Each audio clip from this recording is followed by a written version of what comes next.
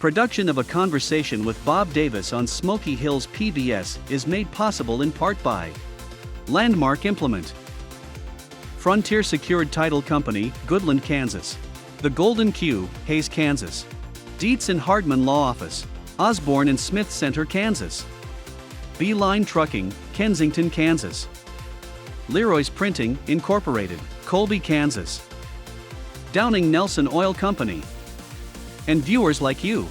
Thank you. Hello everybody, I'm Jeremy McGuire and welcome to the old Hayes High Gymnasium right here off of 13th Street in Hayes, and it is a conversation with Bob Davis and Jeff Bolig. The dream is real, my life on the airwaves. Yeah.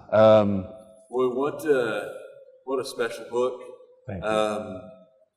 Let's talk about, gentlemen, the origins of this book. What kind of started? What was the, hey, we need to do this? Blame him. Yeah. Jeff's idea. Jeff, you're up. Well, thank you. Well, yeah, I grew up in Hayes, listening to Bob. I'll date myself a little, but probably born in '61. So Bob got here in '68. Yep. And, you know, just young enough to, or old enough to remember the games that he'd call with Fort Hayes, the St. Joe Cadets at the time, right, and Hayes High. And so I've been a big Bob Davis fan. And then I worked up at Kansas in the athletic department and knew Bob then. I didn't know Bob in Hayes. He was such a legend, such a high-profile person. You know, I was too scared to walk Pretty up. Humble, isn't he? So I met Bob, and we hit it off. We became fast friends. I consider I was a friend with him from as long as I can remember. But you know, we became friends. And you know, I had done 2 other books with a friend of mine. One on Allen Fieldhouse, one on Jayhawk athletics. And you know, I kind of pestered Bob. I think that's fair to say. Beat me to death.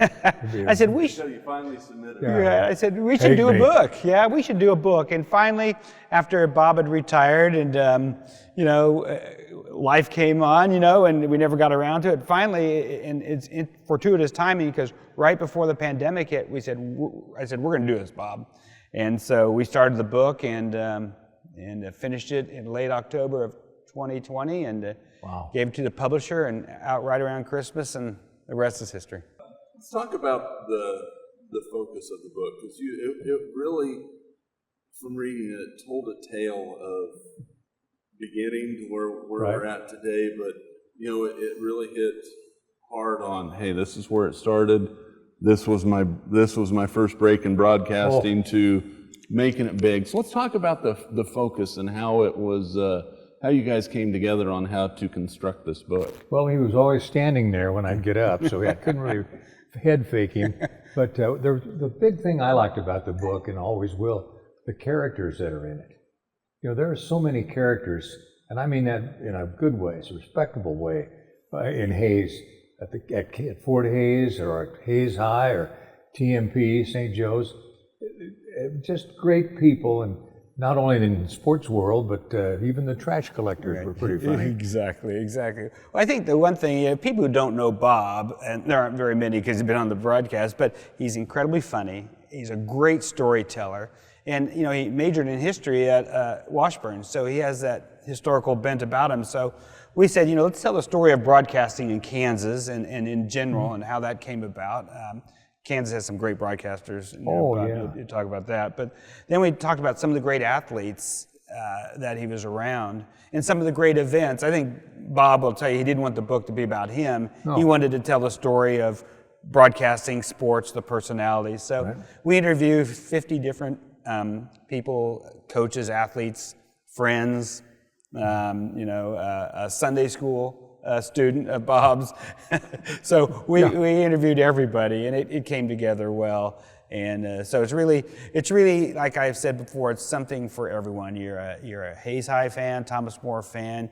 You grew up in Hayes. There's a good section about Hayes. We're getting good feedback on that. Obviously a KU fan or a Royals fan. So there's just something for everybody. Maybe the most descriptive analysis of Wiesner's department store you'll read anywhere. It was pretty good. Jeff right? broke it down. Yeah.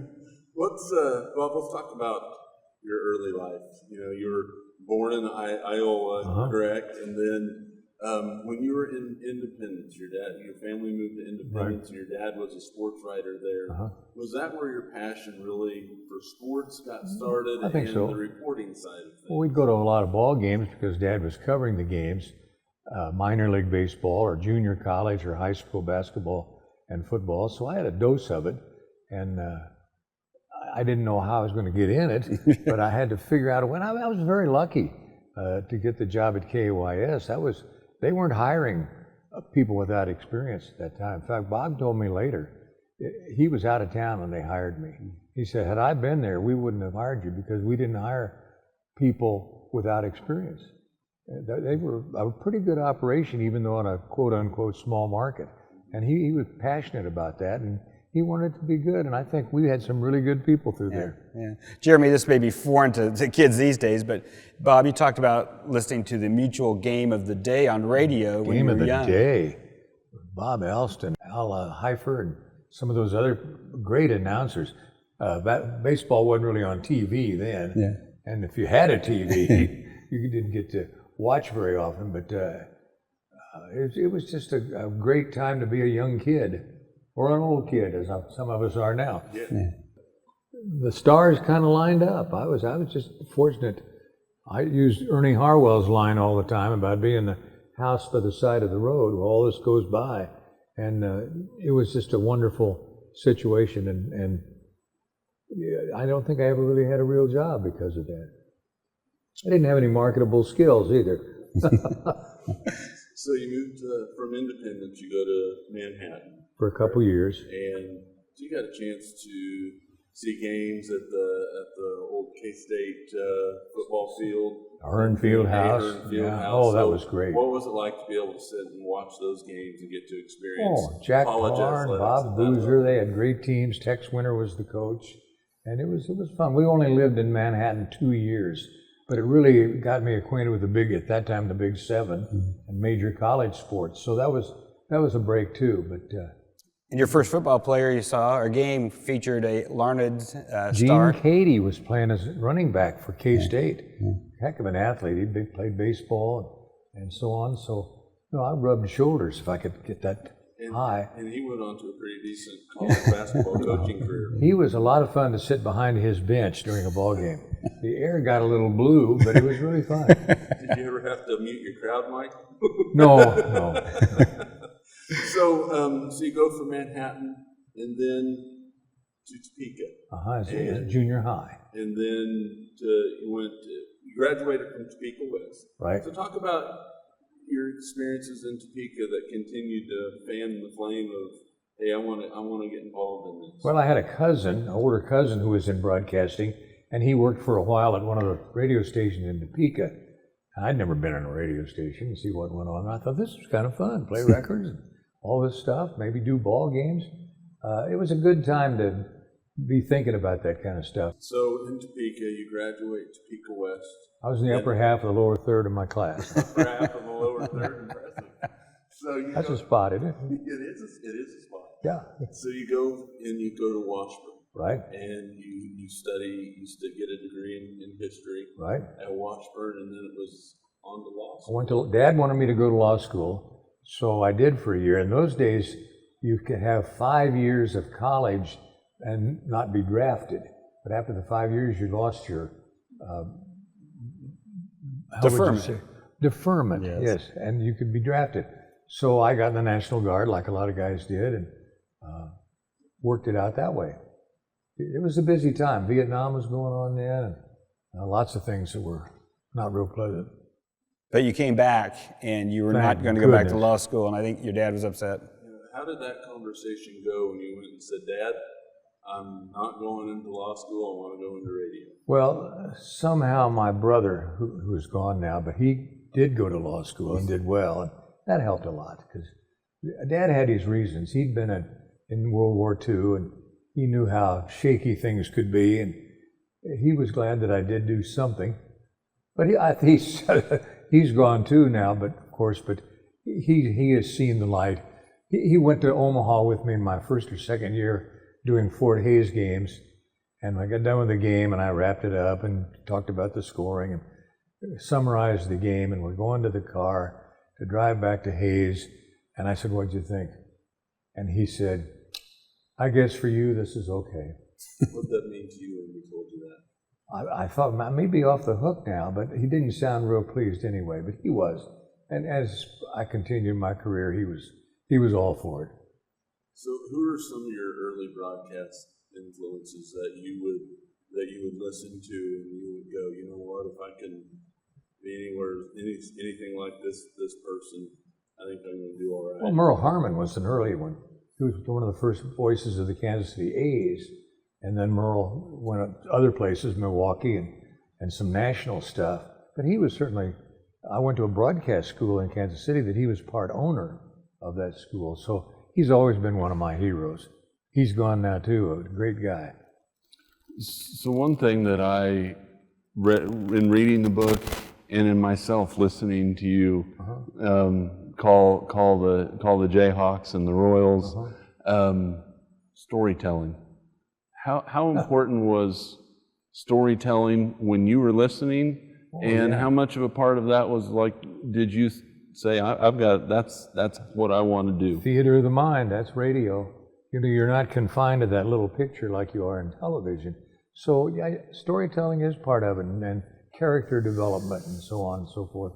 But baseball lends itself to that really well, and football also up to a point.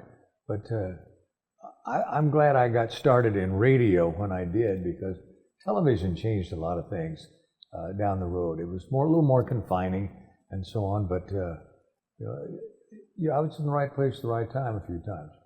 I wasn't very talented, so I had to be in the right place. So let's talk about, you've made the decision, law school's out, radio's in, and all right, now I have to apply. I have to do something. I have to do something with this. Application after application denied. Was that starting to, did that ever waver you on your decision?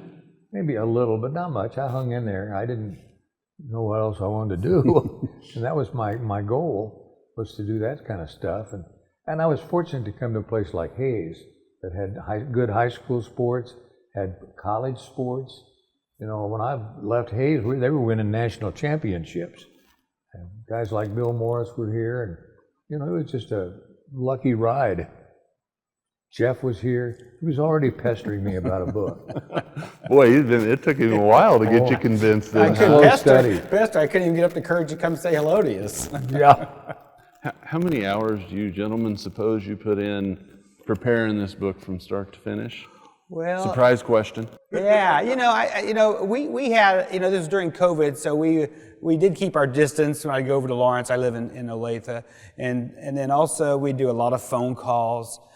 We'd call the various people in the book, Larry Brown, Bill Self, Roy Williams, Tony Muser, Mike Sweeney. We do phone calls. Either we'd have everybody on, or just myself and I, or Bob and them. So, I don't know how many hours. I wouldn't even venture to guess, but I would say it was helpful that, we both had an agreement on how the book would kind of go, and we knew each other well. And I knew Bob's career and knew some of the people, or a lot of the people involved. So I don't know if I could guess how many hours. A lot. Oh, yeah, I was going to say a lot. Just quite a few. Quite a few to do that. I missed mowing the grass a couple times. My favorite line is, the hours weren't good, but there were lots of them. That is good. I like that. That is perfect for that line of work. For that line of work. I tell you what, a special time so far. When we come back, Bob comes to Hayes, and we'll talk about the details of that here on Smoky Hills PBS. There's a steal by Easton. Down court against Porter. Layup, good! Tie ball game. Hello, everyone, and welcome back on Smoky Hills PBS to the old Hayes High School gym just off 13th Street here in Hayes. Jeremy McGuire along with Bob Davis, Jeff Bolig. The dream is real. My life on the airwaves with Bob Davis. So we've talked about your early life and leading up into coming to Hayes, application after application. Bob Schmidt wouldn't have hired you had he been here. Well, no, he wanted quality. You get the job. Yeah. what was it like when you got notification that KAYS wanted you? Well, I was thought, boy, how lucky am I? And then Keith Cummings leaves, with opening it wide open for some other turkey to do the games, and that was me. So the timing was just right, and Keith was really good and really helpful to me, and I have found him now. I've talked to him on the phone a couple times. I didn't know how to get a hold of him, and nobody else seemed to know. And my wife said, look in the Fort Hays alumni directory. And there he is, Cummings, Keith, Lansing, Michigan. Leave it to your bride to be able to get you that's headed in the right direction, right? Right. Another friend of mine along those lines would always say, you can be a big leaguer in a small market. In other words, you can do all the right things and prepare and do quality work. You don't have to be in New York. In fact, I'd prefer not to be in New York, but that was part of it. And just being in the industry was a real kick for me. And I got to know other broadcasters. That's a favorite thing. And, I'll go to national meetings and stuff. And it's all cool. The dream is real. The dream is real. So you have Hays High. You're calling TMP games. You're calling Fort Hays games. Right. Talk about those days. Talk about the Indians and basketball and football and Al Billinger at the old field house, and then of course here at Gross Coliseum with the Fort Hays Tigers. I'll never forget the games with Regis, Denver University, some of those schools that came in, and we had full house. It was just, I'd done a game in Kentucky and came back here and did a Fort Hays game. It was the same atmosphere. It was just great. And I was kind of right there. I told Wyatt and Gerard and these guys that this didn't all just happen. It developed, and they got to enjoy it as well. Bob, you talk about Al Billinger, the relationship. You're here, maybe you're 26, 27 years old. Al Billinger wants him to ride on the bus. You rode the bus with the Monarchs, didn't you? Yeah, and he was very nice about it. Yeah. Son of a buck, he'd say, sit there. Yeah, Al was great.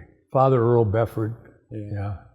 Remember Father Mike Scully? Yeah. He lives in Lawrence, and I see him occasionally. He's one of the all-time nice people. Yeah. Very fortunate. How important was the relationships that you built? One thing in reading the book, is that without the relationships, you don't get where you're at. Talk about the relationships that you built with the different folks at Hays High and TMP and Fort Hays State. And Jeff did a great job bringing that out in the book. Those people had all their memories, and some of those people have gone on to do great things, and it's just flattering to be part of it. Al Billinger, what an absolute personality. He went to the service and came back, and he was working in a butcher shop in Hays. And he was well into his 20s, I'm sure close to 30, and then became a teacher at TMP and influenced a lot of guys down the road. Yeah. Did you say Cade Saran and who was a football coach? Was it Gross at the time, or Wayne McConnell? Wayne McConnell. Was my first they all coach. came to recruit Al. Yeah, he was a unique guy. We throw those words around pretty recklessly, but they were, and Al and Cade, they both would say, I don't care if your man scores 20, you score 21. They were offensive minded. Yeah. Well, Al was like older, so they called him Grandpappy or Granddad. Oh, yeah. And a very good athlete. So he, 3 sports, right? Yep. Football, basketball, and I think track he lettered in. So yeah, quite an athlete. One thing that came across in the book as well, and I know, Bob, you're one of the most humble people I know, but I know Jeff can speak to it, is the kindness that you showed to each and every person that you came across, which helped develop those relationships. So I know it's maybe tough for you to speak on that because you're as humble as you are. Yeah, the book's not about Why was me. that important to you?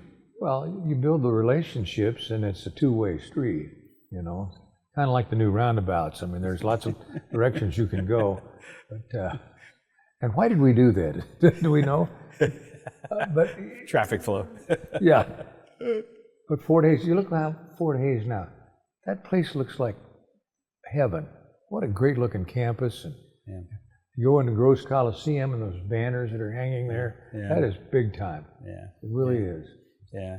You speak of relationships, Jeremy. That's the one thing as we talk to all these people, young broadcasters, who talked about how Bob helped them early in their career when maybe others wouldn't, or he took the time.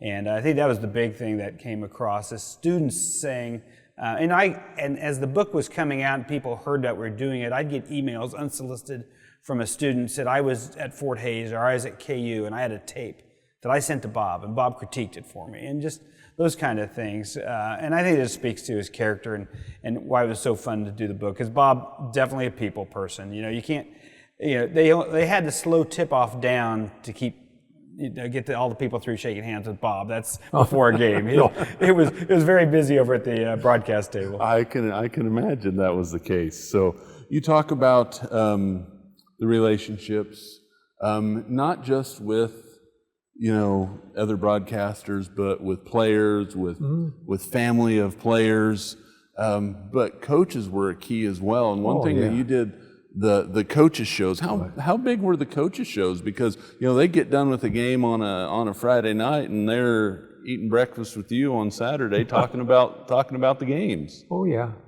small part of that small town, but it's not that much difference in New York. Well, I shouldn't say that. It is a little different, but it's people are people, and everybody has their own doubts and so on. Can I do this? But we proved you don't have to be real smart to be able to do this kind of stuff. So let's talk about your favorite spotter.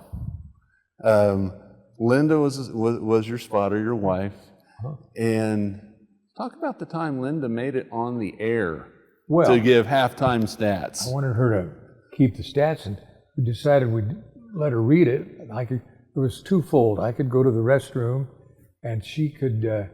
I called it the Spotter Speaks, and she enjoyed it, and she still laughs about it. But she did a good job for somebody who'd never been in that predicament before. But she was a true sports fan. In fact, she used to tell people, I really didn't love him that much, but it was a ticket to ball games. So you could say your job was a key to you wooing your wife. Wooing. I hadn't looked at it in those terms, but I guess woo was the right thing. So Linda's spotting career came to an end when Stephen was born. Stephen's one of the best minor league baseball announcers I know of right now. Let's talk about him. Let's talk about what it means for you to be able to enjoy listening and going and I love it. And seeing him do it. I think he's really good. Of course, I'm somewhat prejudiced, but he does a lot of his verb usage is really good, and he knows the games. And he was not a great athlete either, but he was learned the games and was a manager in some sports and whatever. But he's fit in pretty nicely. He's a veteran broadcaster now. I can speak. Stephen's excellent. Of course, he was a basketball manager for 2 years for Roy Williams and 2 years for Bill Self. So what did they know? Excellent training, and Stephen does tremendous. Bob, tell the story. You his first solo broadcast, you got to be there and listen to, and tell us how you got there. I think a Hayes connection. His first game with the Idaho Falls Chuckers. That was the Royals' rookie league team. And they were going to open their season in Casper, Wyoming. And I was in Denver. The Royals had an interleague game with the Rockies. And I thought, we had a day off before that game, and I thought, I got to figure out a way to get a car so I can get up there and surprise him. And there were no rental cars. There was an LPGA golf tournament going on in Denver, and there were no car rentals available. And I got to think, who do I know in Denver? And I thought of my old pal, Father Mike Scully, and he had a car. He said, yeah, you can use my car. And I said, well, you're coming with me. So we went up there, the priest and myself. I was his favorite Methodist. And we got up there, just had a great time. We still talk about that. But yeah. Stephen's excellent. He's destined for big things. So your broadcast career continued to blossom. You had opportunities. Talk about doing some minor league baseball in Wichita, the Big 8 holiday tournament, and then you did some fill-in work for KU and Mizzou as well. Right. So Filled in on both those, and then when the KU job became open, when it did, I was the right spot at the right time. There's a lot to be said for that, and that's how that started. Yeah.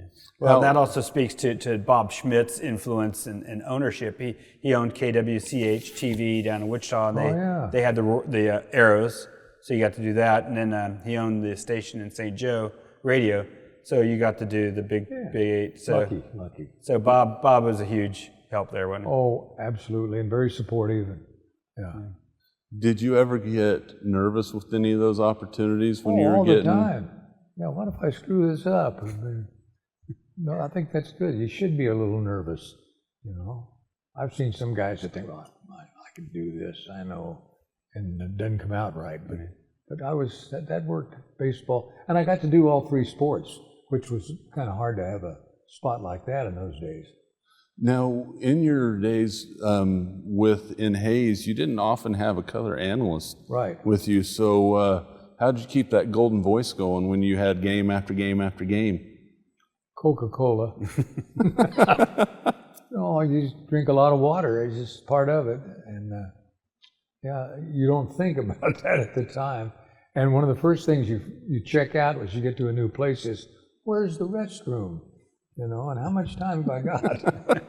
I think anybody that's broadcast a ball game knows the importance of where is it, and know your capacity and going before that game starts, and hopefully you can make it all the way through it. Hopefully. So don't wear khakis.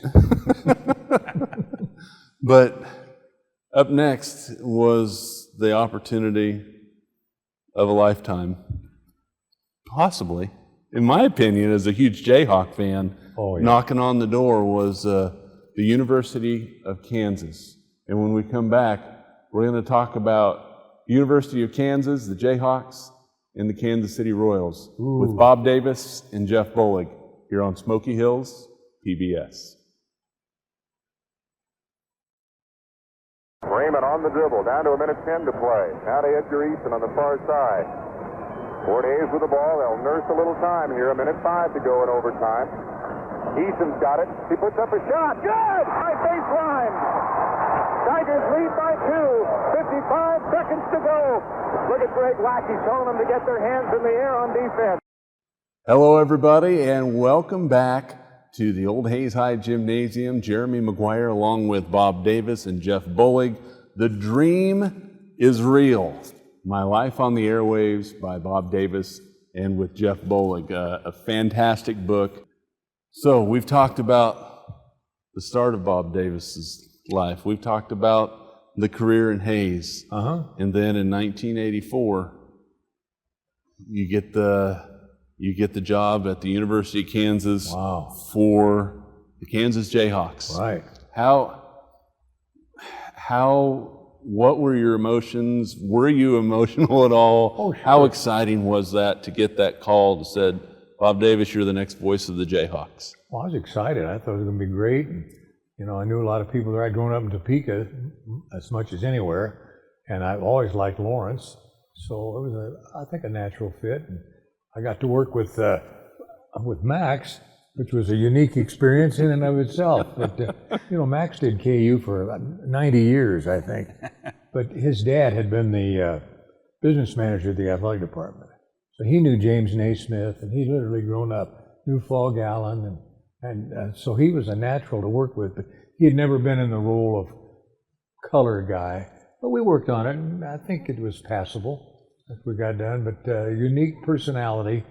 When Max died here a couple of years ago, I kind of officiated at his celebration of his life. Were you at that? I was. It was very good. Oh, it was the funniest funeral you've ever been to. we told Max stories, and it was just great. And he was a unique guy. Same with Paul Splittorff, working in baseball with Split. He was a good friend and wanted to be a broadcaster and worked hard at it. And so, you know, I kind of slipped into those spots that worked out. You know, the Jayhawk Network also had quite a legacy of broadcasters. You were in quite a line. Who are some of those other guys? Well, Merle Harmon was the first, right? And there were others, Gary Bender and Bill Grigsby. Bill Grigsby. Yeah, and of course Gary Bender from Ulysses. Yeah. You know, he was He used to excellent. practice play-by-play on his tractor, at his dad's farm.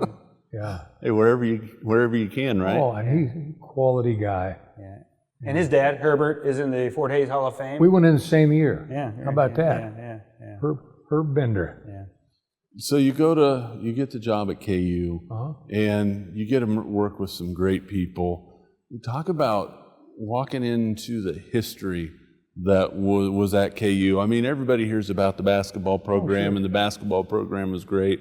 There's a lot of history in the football program and the university as a whole. Talk about being a part of what is KU history now. Yeah, well, I appreciate you seeing being part of it, but I never really thought I was part of it so much as I was reporting and talking about it. I was not a KU sports hero by any stretch, but to be part of that list of voices of the Jayhawks was something I really cherished. Yeah. You know, it's amazing. There was a basketball game. I remember sitting in the game was Jim Ryan, world record holder. Right. JoJo White, NBA Pretty good basketball championship. player. Yeah. Gail Sayers. Pretty good football player. Yeah, NFL MVP. John Hadle. Another good football player. And I'm just, wow. That was the great thing about, going to those games, Bob. The wow factor. And you talk about the relationships of those former athletes who would come back. And it's just amazing that history. Al Order, 4-time gold medalist in the Olympics. You got a chance to meet Wilt, didn't you? Yes, when he came back for that visit, he was great. That's the most, I've always said, the most thrilling and exciting non-playing moment in Allen Fieldhouse history. I would say I was there for that game. Yeah. That was special. Yeah, Jayhawk. Yeah, you remember they had announced before the last time out that Wilt would be leaving and just wanted to express his appreciation, stands up and waves, crowd goes nuts. About a minute later, the public address reads, Wilt Chamberlain has said that he'd love to meet everyone or anyone, so he will be signing autographs after the game. So for about 3 hours, he just signed. I mean, he was so good with the team. I was around that weekend, and he was amazing. I think that's there are a lot of maybe misconceptions or maybe some hurt feelings. He thought people blamed him for the loss to North Carolina. Yeah, in '57. But Wilt was larger than life. And of course, he passed away. Yeah, he passed away. Shortly thereafter. So really, add Wilt to the list of people you're watching games with there, and so it's quite a venue. Let's talk about the Hall of Fame coaches that you were able to work with. Larry Brown, Roy Williams, Bill Self.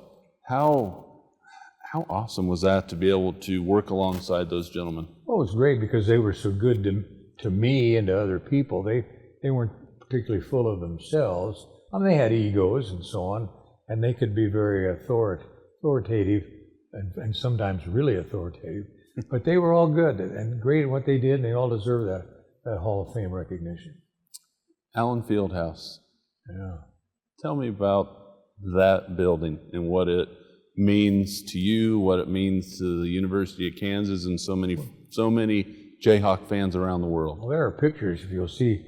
It was way out in the country, pretty much by itself, that part of the campus at that time. My grandfather was a carpenter who lived in Iola, Kansas, and they'd get carpenters from around the state to come work on those jobs, and he worked on Allen Fieldhouse.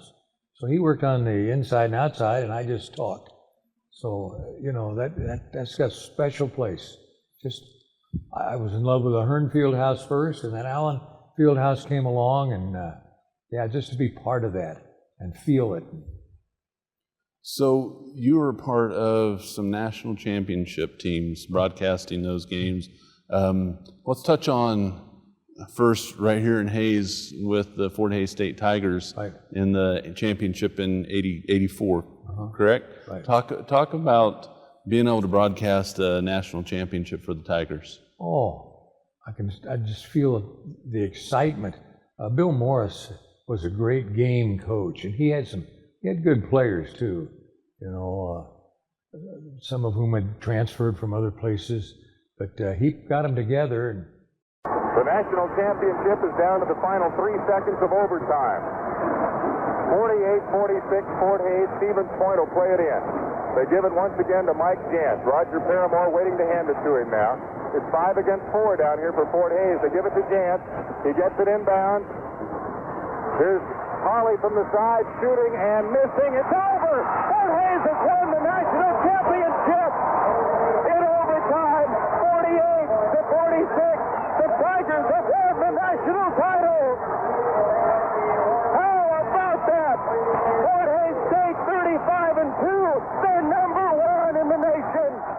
They played well, and they won the whole deal. That was the first The Dream is Real. Yeah, that stretch there, starting in the late '70s, early '80s, was just magical. And you talk about the game with Denver when Coach Rosado had it, but you know, it's ironic. It's kind of come a little bit full circle. Bob, you did the color for the after you're at KU, but Wyatt was doing the '85 Fort Hays State Championship game, and they beat Wayland Baptist. The head coach of that team was a 26-year-old Mark Adams, who's today the head coach at Texas Tech. Just got the job, so it's kind of come full circle. Full circle, for sure. Yeah. Well, then University of Kansas, 1988, right in your backyard at Kemper Arena, and I believe, and correct me if I'm wrong, The Dream is Real came at the end of that broadcast. I think it did too. Yeah. We just kind of slipped out. How special is had our that? 50th wedding anniversary, and interestingly enough, we got a lot of cards that said, "What a great marriage, the dream is real." And Linda went, no, she was very nice about it. And so 88, you get that one. Yeah. I remember that game very well. Wyatt comes in and wins right away. Yeah. You know, some guys really have it. Yeah. No, it was great. 50-50 at halftime, I believe, of that game. Yeah. One of the national TV broadcasts didn't think KU could hang with them in the second half. I won't mention any names. Come to find out but they could. They could all right. So, but then in 2008, you know, down in San Antonio, boy, what a run for KU then, and a game that almost seemed out of reach late. Yeah. I'm really glad he made that shot. Yeah. And almost, you say almost out of reach, almost Bob didn't do. Bob, you said you had very few instances where your voice or you were not feeling very good, but the morning of the national championship game, you said your voice was a little bad shape, so you survived. I survived. We're survivors. Yep. Yeah.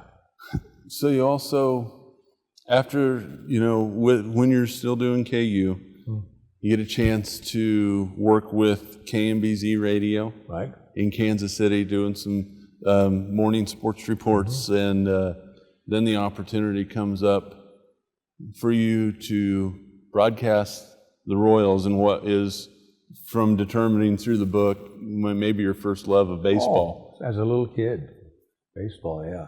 And it's a great radio sport, or TV sport for that matter, but I think great radio sport, radio game to broadcast, and I love my time with the Royals. I wasn't there for any of the championship teams as a broadcaster, but working with Split, who was one of my really good friends, made it even better.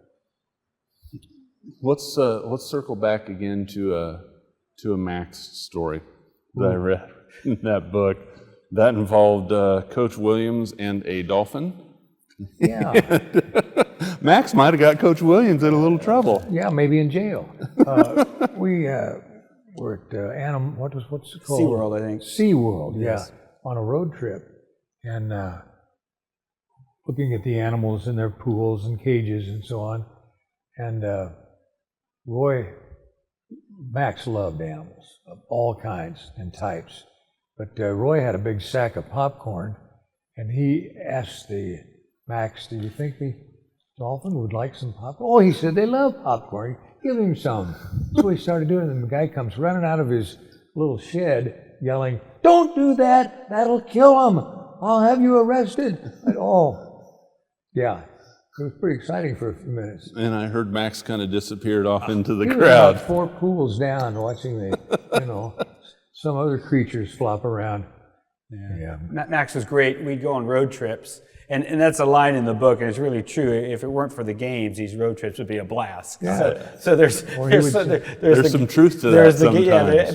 But Max would go, and we'd check into the hotel, and he'd turn on the Animal Channel, and he loved to watch animals. And the one story about the cheetah. The cheetah. Tell that one. Oh, the cheetah was running through the jungle, chasing this helpless little deer, and just as he's about to make the kill, Max had changed the channel. Yeah. because he didn't like the outcome of that. He liked the chase, but not the outcome. That's right. He knew how it was going to happen. Yeah. Interesting guy, Max Falkenstein. He's only one of those. As we wrap up our time together, talk about the importance of radio as a medium and how vivid and how much it means still today in a world where media is all over the board from A to People Z. thought television was going to destroy radio. Radio's stronger than it's ever been, you know. All the different formats, for stations all over. It used to be there might be one radio station in a community. Now there's lots of stations, and I think it's just a great industry. It's instant news. It's, you know, a fun place to work, I always say. And like Stwitt used to say, you know, somebody's going to do these games. It might as well be us. What a great line. Oh, it's perfect. What a great line. Yeah. And you know, as a sports fan, I am thankful for guys like you, Well, thank you. that, like you said, painted that picture. Thank you. We tried. The guys that continue to paint it today. And special thanks to you, Bob Davis, to you, Jeff Bollig, for spending some time with us today. You're welcome. Also for the time you spent writing this book and telling the stories that go in this book, because they are special. And thank you. I encourage everyone, you don't have to be a KU or a K-State fan or even a sports fan in general. Get this book, because The Dream is Real applies to whatever you're doing in life. That's nice of you to say. I have a cousin who lives in St. Louis. She would be early 80s now, but when we were kids, she was one of the older cousins. And she called me one day and she said, "I read your book." I said, "Well, that's great, Lori." She said, "I learned a couple things. I learned about what you did and so on, but she said, I didn't know you were funny." Well, I think that's a compliment. Yeah. It's a great. It's an easy read. I mean, you can sit down. It's no Pulitzer Prize winner, but there's some fun stories and some fun names in there, and you'll learn, like I say, Kansas history, broadcast history, and all about sports in Kansas. Gentlemen, thank you for your time. You're welcome. Everybody that's watching, thank you for taking the time to watch. The Dream is Real, My Life on the Airwaves by Bob Davis and Jeff Bollig. For Bob Davis and Jeff Bollig, I'm Jeremy McGuire.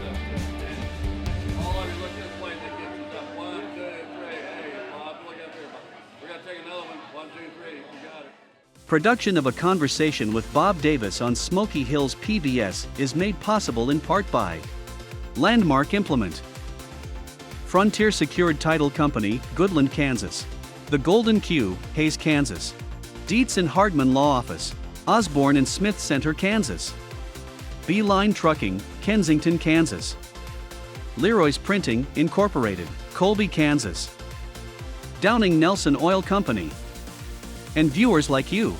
Thank you.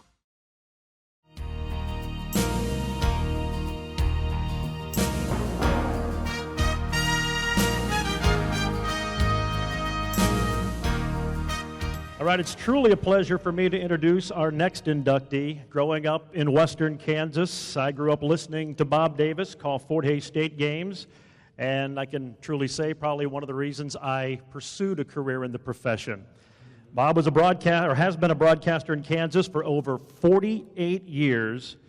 there are probably very few sporting events that he hasn't called. He started his career at KAYS Radio in Hayes, where he did a little bit of everything: disc jockey, running the camera for the local evening sportscasts on TV, and then got his first break behind the mic, getting to call a Hayes American Legion baseball game in the summer of 1968, and he was hooked from that point on. Soon after that opportunity, the voice of the Fort Hays State Tiger position opened up, and Bob was presented that honor to call the Tigers, and he did so for 16 years, and he was behind the mic for the resurgence of Fort Hays State basketball in the 80s and called the first of 2 consecutive NAIA national championships in 1984. He followed that great year up as the voice of the Jayhawks, and a job he held until his retirement this past spring.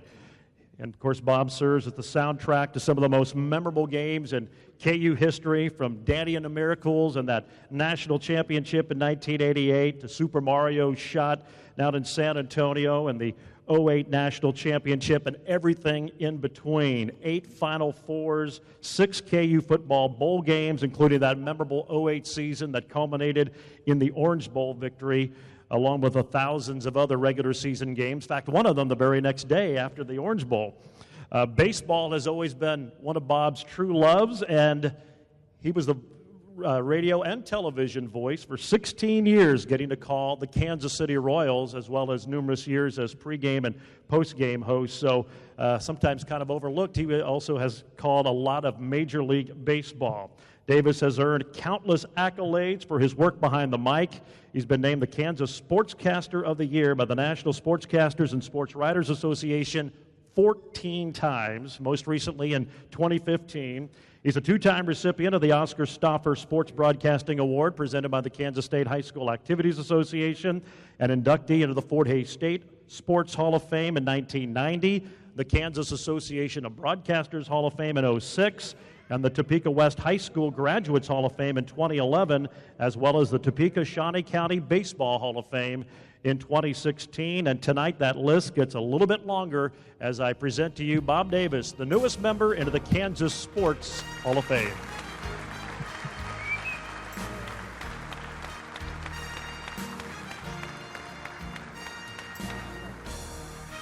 I didn't think you'd ever shut up, did you? I am loving this picture over here. Look how thin I was. Is that great? I think that's going in the living room where everybody will see it. You know, that was back at the 14.5 shirt.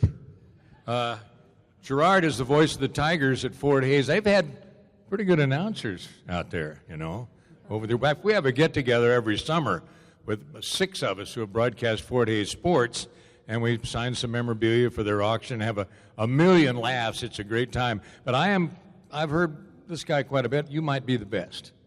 I'm serious. Don't tell Wyatt Thompson I said that, but I think you might be, brother. Have you been doing this 25 years? God almighty. And I've been 48 years. You know, when I grew up as a little kid, we lived in Independence, Kansas, and there was no Kansas Sports Hall of Fame at that time to aspire to, but we all aspired to something, and I thought I'd be a baseball player. We had minor league baseball in Independence in those days, and my dad was the sports writer for the paper, so I went to a lot of minor league baseball games. Mickey Mantle played there one year, Bill Verdon another year, several other guys who at least got to the major leagues. So I wanted to be a pro baseball player until one day, you know how things can level you. My mother said, Bobby, I don't think you'll be a pro baseball player. You're not one of the better players now. And I thought, well, I'm going to figure out a way, you know, and I listened to this. I'm old enough. I grew up in the radio generation, as I like to tell people. Games were on the radio. There was a Big 8 game of the week and the CBS baseball game of the week on Saturday, but things were on radio. And radio is such a great medium. It's so personal. And you get to know the people. You picture things in your mind's eye. And I listened to the mutual game of the day, Major League Baseball, and all that stuff. And I thought, you know, these guys have a really neat thing going around broadcasting ball games. I kind of like this radio business idea. We moved to Topeka a little later, and I had a cousin that worked in one of the radio stations there, and I, on occasion, would go out there and watch him spin records and talk real fast and rip and read news, and thinking, this is it, this is pretty good. If I can add the sports thing, it would really be good. One day my dad, you know how your parents are, my mother leveled me. My dad one day said, you know, I lie awake at night wondering what in the world you're going to be able to do to make a living. Support yourself and support a family. All you want to do is talk. That might be an idea. And it worked. My friend Merle Blair, who many of the Topeka people here today remember, we lost Merle a couple of weeks ago, but he was a wonderful career broadcaster at KTOP in Topeka, and I had talked to Merle about my ambitions and hopes, and it's you know how it is. Once your first job, I'd gone back to school, got a little broadcast training, so I wasn't totally, out of the hunt any more than normal. But I said, I've got to find that first job, and I sent out applications to like 50 radio stations in Kansas and Missouri. Missouri, that would have changed things. One day Merle called. He and my dad were friends from the Independence days, and Merle said, I talked to the people at KAYS in Hayes, radio and television. They have an opening for disc jockey, kind of an assistant sports guy, jack of all trades, but they are not in the habit of hiring people with no experience. But I put in a pretty good word for you, and they'd like to interview you. So I went out and talked to the radio manager and the TV manager, and lo and behold, they hired me. Well, why not? $400 a month? What a bargain, huh? Rare young talent like that. But I had grown up listening. Max Falkenstein was my partner for 26 years. Growing up in Topeka, I listened to Max do KU and K-State. He did both for a long time on WREN. I listened to Dev Nelson at K-State. Dev and Max are both members of this Hall of Fame. We lost Dev a few years ago, but what a wonderful guy and great friend and mentor. I listened to the other people in the area. Merle Harmon, the Kansas City A's were on, the Cardinals. Monty Moore was one of the guys I listened to. Tom Hedrick, Rick Weaver here in Wichita, did the Shockers for a number of years. I listened to all these guys, and I thought that's what I wanted to do. And I got the job in Hayes, and I worked there 3 months. And our sports director, who was really good, got another job in Lansing, Michigan, so he left. So we're, 2 months into the football season. I'd started in August.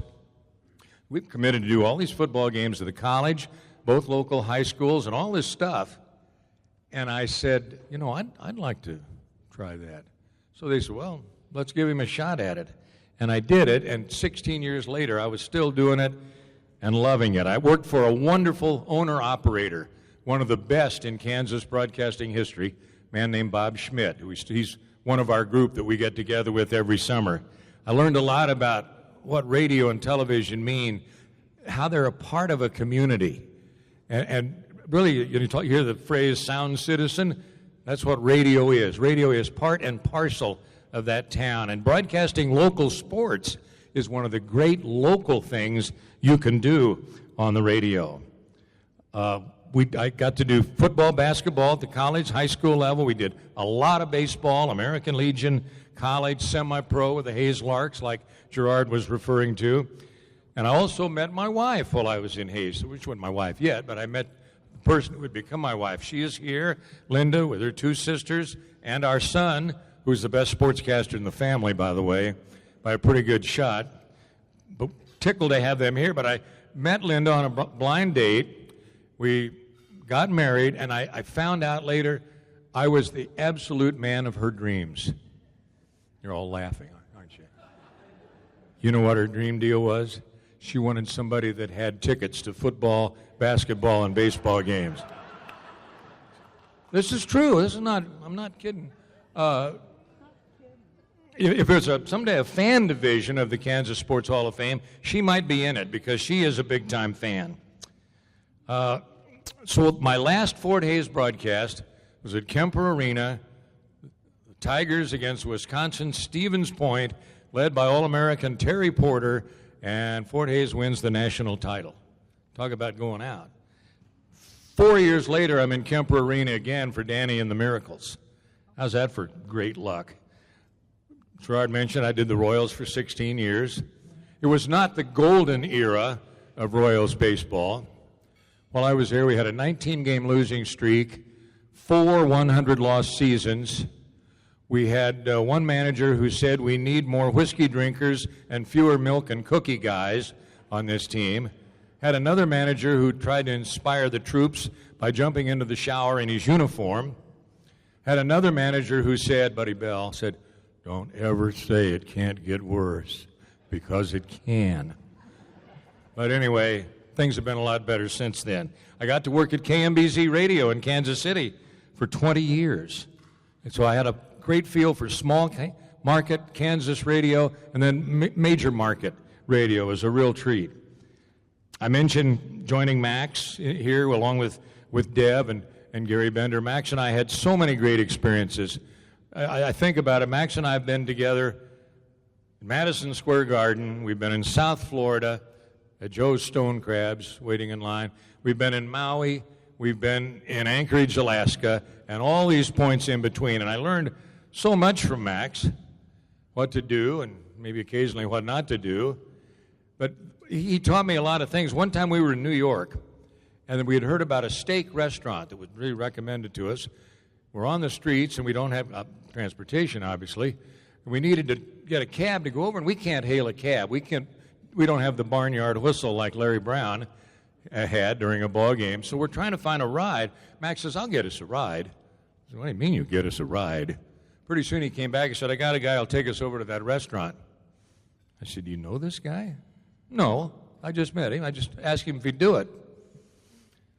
I said, what if he takes us to the East River instead? He said, no, it's going to be fine. He took us over there. We had a great deal.